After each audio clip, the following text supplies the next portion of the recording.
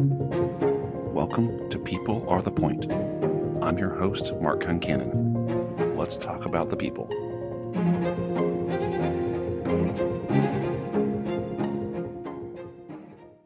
Thank you for joining me today. I'm your host, Mark Concannon, for the podcast People Are the Point. Today, my guest is Jim Jonassen, also known as JJ, to throngs of tech and digital entrepreneurs, executives, and investors in the innovative ecosystem. We are among those lucky enough to know his warm personality, friendly wit, and commitment to the teams around him. JJ has built and led many teams in industries ranging from software to recruiting to not-for-profit efforts. In each of these areas, his priority is identifying the most talented and helping both the candidate and the hiring clients to solve the ultimate fit. JJ has built leadership teams at the 7 companies that he's founded, and his search firm JJA has completed over 500 placements into clients across the technology, digital, and media landscape. Join me as JJ and I talk about life, business, and the places they intersect. Now, you're not originally from California. Were you from the East Coast? Is that right? I am from Chicago, the suburb of Chicago. Spent my last year of college in Spain, and then when I got back at the bottom of the Rust Belt recession, I hightailed it to California. Well, if you were in Chicago, you know all about the cold winters. Is that anything of what has attracted you out to, Palm Desert definitely doesn't have snow? I like to say I left winter in the rearview mirror. We have a place up in Mammoth where we spend a lot of time in the summer. People are like, "Oh, do you ski?" And I'm like, "Nope. When you're skiing, I'm golfing." Which you have year round there, which is beautiful. Yeah, definitely. So you came to California, part of it was the downturn of the economy, it sounds like, the time. What'd you come out with doing? You weren't a recruiter to start, is that correct? Well, it's kind of a funny origin story, but I came out, I wanted to go to the Bay Area. I was pre-enrolled at Berkeley in an international relations program. They cut the size of the class in half, and there was no Silicon Valley in San Francisco. It was an old money town that was really hard to break into. And meanwhile, though, Reagan, in his second administration was lobbing billion-dollar checks into this place called El Segundo for lots of aerospace, and around it was growing an amazing technology, ecosystem in Southern California. So I came down to LA, and my uncle said, "Let's go to dinner," because my best buddy's the head of HR at Hughes Aircraft. And so we're having dinner at Tony Roma's in Beverly Hills. And about halfway through the dinner, John Storm looks at me and he says, "You're going to be a headhunter." And I said, "Cool. Do I get a gun?" I had no clue what he was talking about. 2 weeks later, I'm banging on the door of the Century City office where there's a little search firm. And I kind of walk inside, and it's all young people sitting at desks with their phones, smoking cigarettes and dialing. And I'm like, this is me. I'm all over this. So it was really my first real job. Yeah. So it's a natural fit. I'd worked in restaurants and done all the kind of things. I managed a bar through college, helped me put through college, worked construction. So it was kind of all that stuff. But this was the first, suit up, go to Century City gig. Well, at some level, though, even in the restaurant industry or running a bar, there's a lot of interpersonal interaction skills necessary. Did you find some of that translated over when you started down this path? Oh my God. Every minute of every day. I mean, if you're waiting tables, if you're working a bar, I was also a doorman at a disco where I met my wife. And, you're constantly in these situations where you've got to kind of like kiss up a little bit. You got to be that service oriented person. You got to really listen, and you got to de-escalate things. And you're part of a crew. Whenever you're in a restaurant, a bar, that kind of a situation, you're part of a team. There's a lot of camaraderie. You cover each other's backs. You work really hard. But yeah, I find that in candidates, people that have done a tour of duty where they're in that kind of service retail job, it just shows through so amazingly.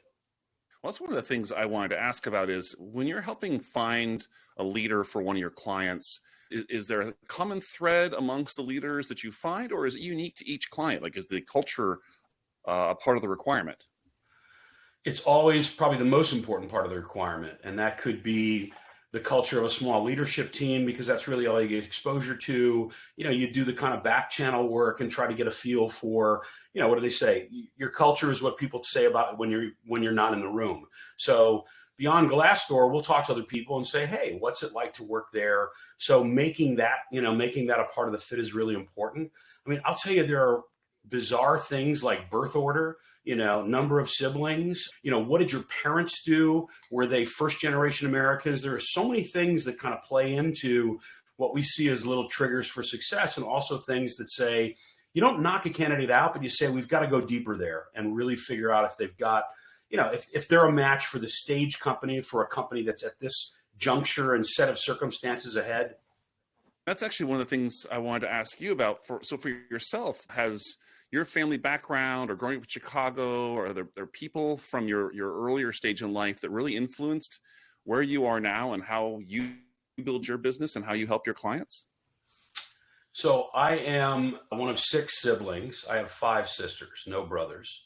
My mother was one of 3 girls. So I grew up in a woman's world, and their sensibility, their EQ, their patience, all the virtues that are there, it rubs off on you. You fight against it. I was oil and water with my mother because she didn't understand, she was like one of girls and she had 5 girls. And then there was this free radical called Jim. But I think it really, they possess this EQ. And I think as we develop, and work with other organizations and even build on our own team, that's served me well.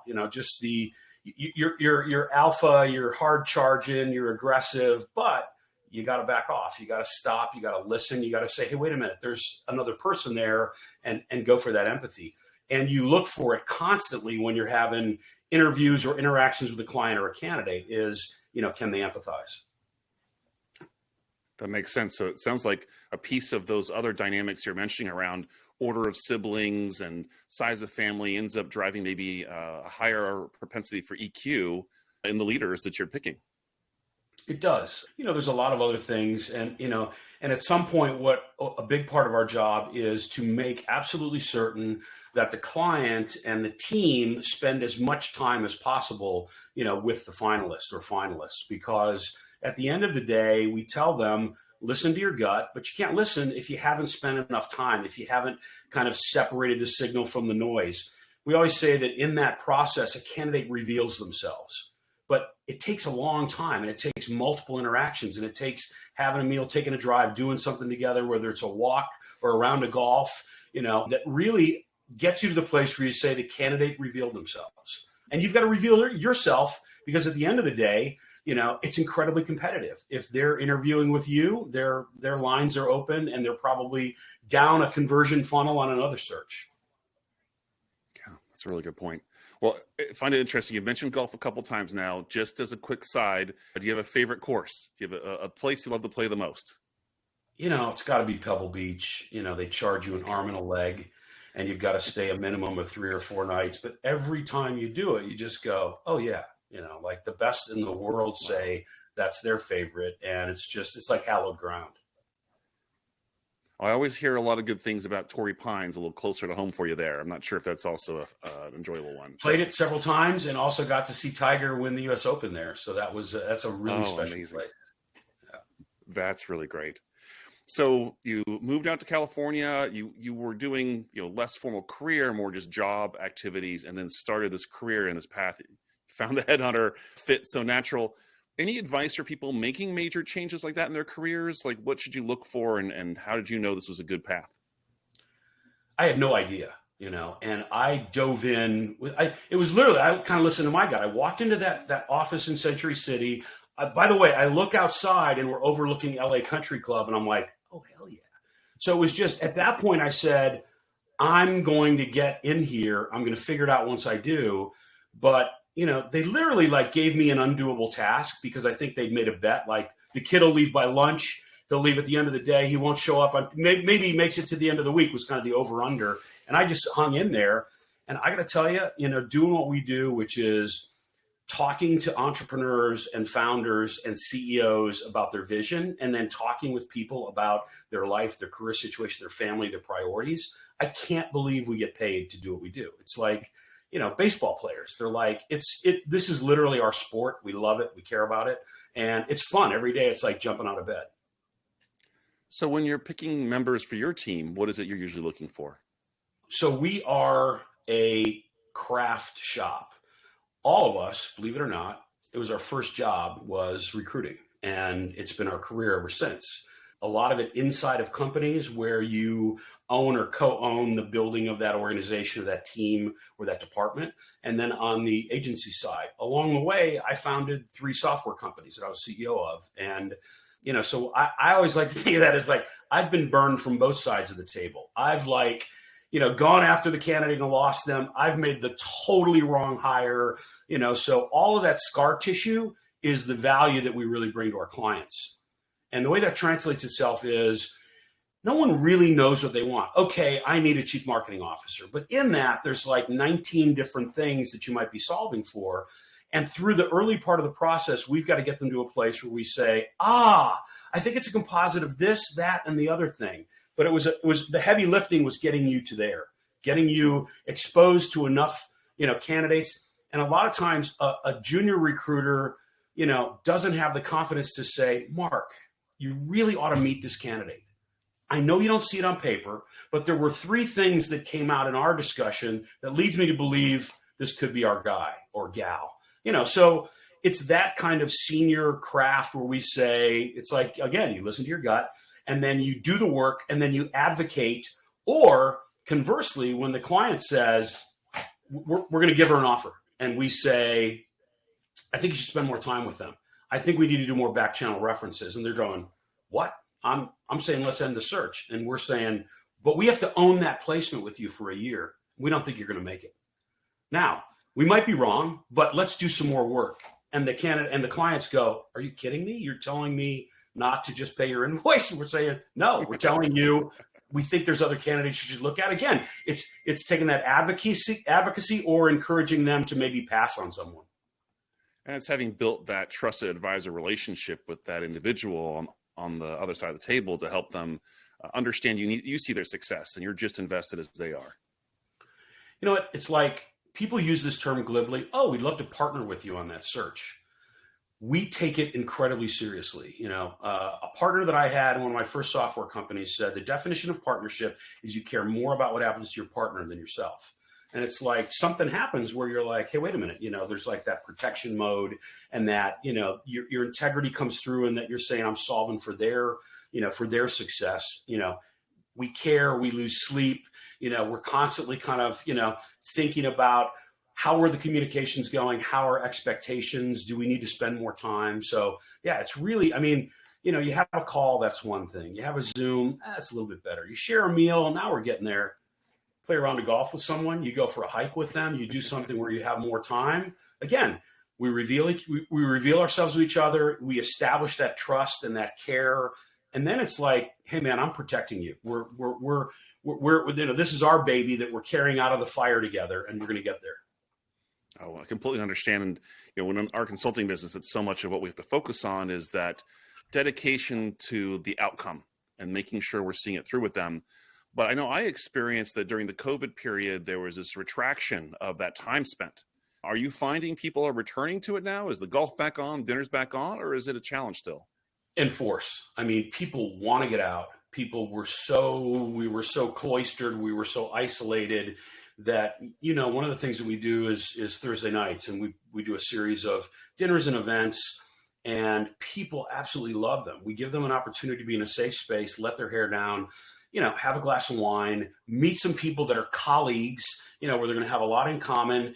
We never have a situation where it's that, I call it the icky, Chamber of Commerce mixer. It's like you come in the room and you're just like going, there's a couple of people that but quickly we're chopping it up. We're each telling each other, our stories and sharing them. We connect everybody after. Yeah, the demand for that and people's feedback from it is just off the charts.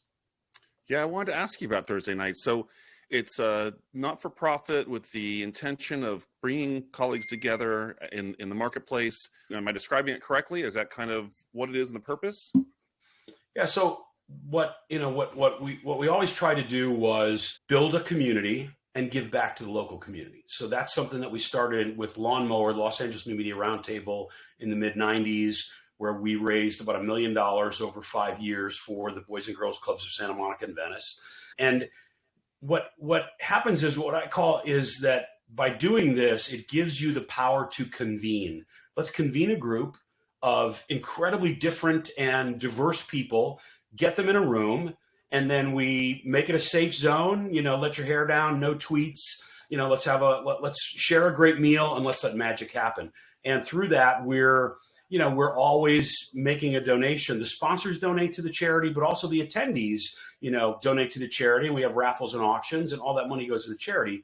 I mean, what we say is we get them in the room, we lube them up, and then we pick their pockets, And I loved Princess Diana's, line. She said, "You cannot comfort the afflicted without afflicting the comfortable." So it's our job. And Thursday nights, we started in 2007 when I sold Riviera Partners and started JJA, and came back to Southern California to really focus on this nascent ecosystem, kind of build a campfire, get people together, and since then we've raised $2.5 million for kids charities. We've done 170 events. We're going to do 15 events this year. Some of our great sponsors like Cooley and Deloitte, and Jason Maynard's our sponsor now at Oracle Cloud, but he sponsored us 15 years ago at Wachovia and Wells Fargo Securities, and then ultimately NetSuite and Oracle.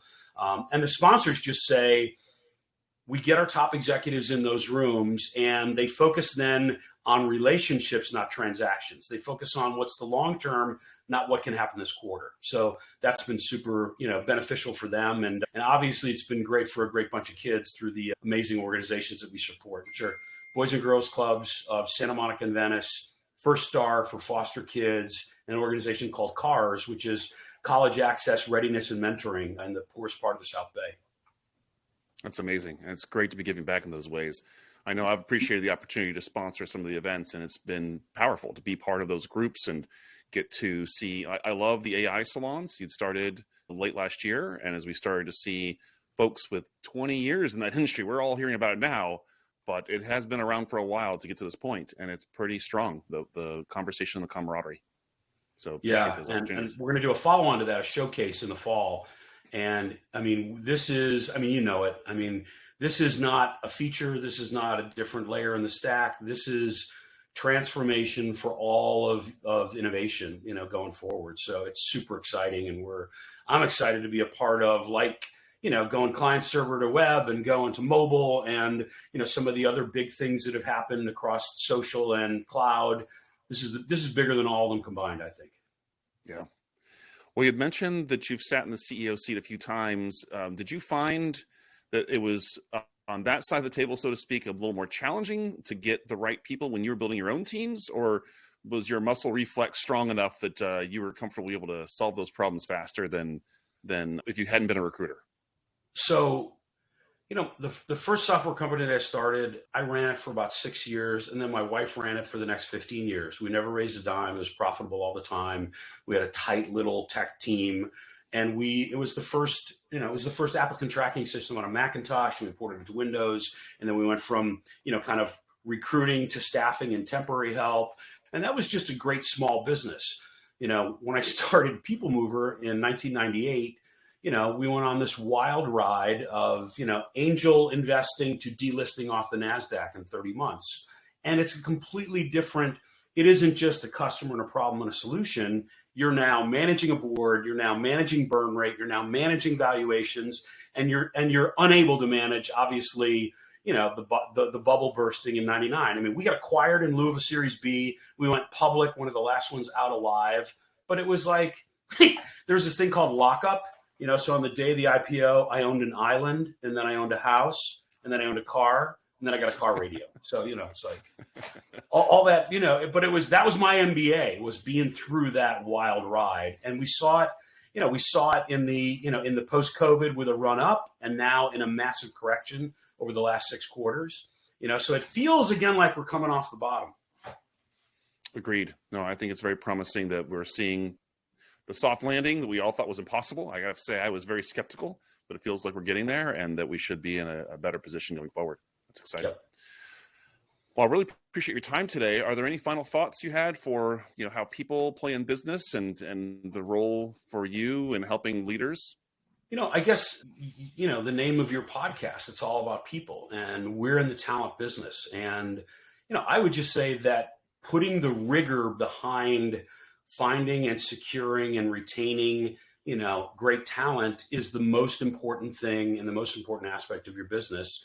And it gets taken for granted. It's like that, oh yeah, I'll just be me and it'll all kind of work out. So I think, putting some rigor, being present around that is really, really important. And this is the first year of my 5th decade in the talent business, and I'm still learning every day. So yeah, we're dedicated to it. And I would just encourage leaders that, putting the time in there to take care of their people, to build a culture by design, not by default, and just being present is really, really important.